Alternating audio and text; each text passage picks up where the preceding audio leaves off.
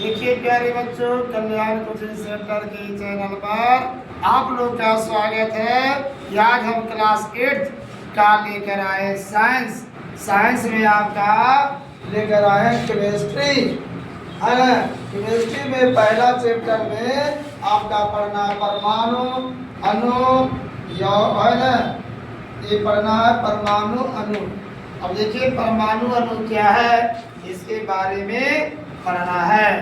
तो प्यारे बच्चों ध्यान देंगे, आप लोग की क्लास 8 में हम बायोलॉजी पढ़ा चुके, अब केमिस्ट्री, इसके बाद फिजिक्स पढ़ना है। तो देखिए आपका परमाणु क्या है, आइटम क्या है। परमाणु क्या अंग्रेजी में बोलते हैं एटम, या अणु क्या है मोलिकुलर, या मोलिकुलर साउंड में बोलते हैं, या मोलिकुलर भी बोल सकते हैं।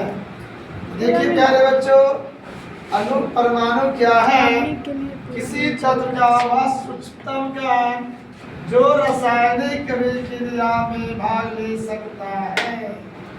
रासायनिक अभिक्रिया में भाग ले सकता है। क्या परमाणु जो है किसी तत्व का व सूक्ष्मतम कण, सबसे छोटा कण जो रासायनिक अभिक्रिया में भाग ले सकता है और जिसमें तत्व के सभी गुण उपस्थित रहते हैं, परमाणु कहलाता है। तत्व में जो भी गुण है, सोडियम है, मैग्नीशियम है, कैल्शियम है, सोना है, चांदी है, तांबा है, लोहा है, तीरन, जितना भी है सभी में तत्व जो है उसमें सभी गुण उपस्थित रहते हैं। ये नहीं कि गुण हट गया उसे हम परमाणु कहते हैं। यह परमाणु जो प्यारे बच्चों या स्वतंत्र अवस्था में रह सकता है या नहीं भी रह सकता है, ये इसे हम परमाणु कहते हैं। देखिए नोट में बताए कि परमाणु मूलतः 3 कणों से मिलकर बना है। परमाणु मूलतः 3 कणों से मिलकर बना है, अर्थात परमाणु के 3 मौलिक गुण होते हैं।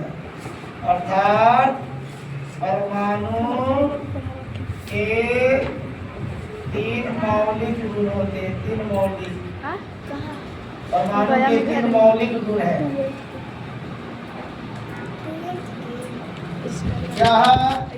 इलेक्ट्रॉन, प्रोटॉन और न्यूट्रॉन, ये तीनों से मिलकर यह परमाणु बना है। नहीं हुआ अणु, ध्यान दीजिएगा, पूरा अच्छा जा रहा है। अणु मोलिकुलर किसे कहते हैं? किसी पदार्थ का सूक्ष्मतम कण जो स्वतंत्र अवस्था में रह सकता है लेकिन रासायनिक अभिक्रिया में भाग नहीं ले सकता है और जिसमें पदार्थ के सभी गुण उपस्थित रहते हैं उसे अणु कहते हैं।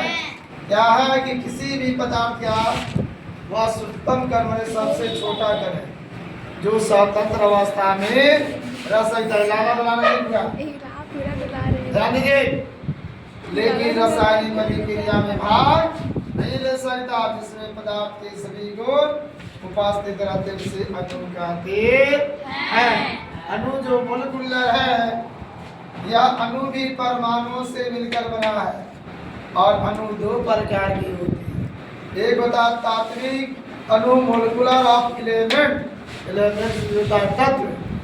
ये जो है तात्विक अणु, ये एक ही प्रकार के अणु से बने होते हैं, उसे तात्विक अणु कहते हैं। जैसे नाइट्रोजन का अणु सिर्फ एक ही तत्व की, तो नाइट्रोजन है, N+N2 एक ही जो है, क्या एक ही प्रकार के नाइट्रोजन है जो 2 अणु है। O2 है, ये भी आपका एक ही तत्व है जो तत्व से मिलकर बना है, O2। अब आएगा यौगिक अणु, मोलिकुलर ऑफ कंपाउंड कहता है। यौगिक अणु क्या है? तो 2 या 2 से अधिक प्रकार के, दो या दो से अधिक प्रकार के परमाणुओं से मिलकर बना होता है, उसे यौगिक अणु कहते हैं।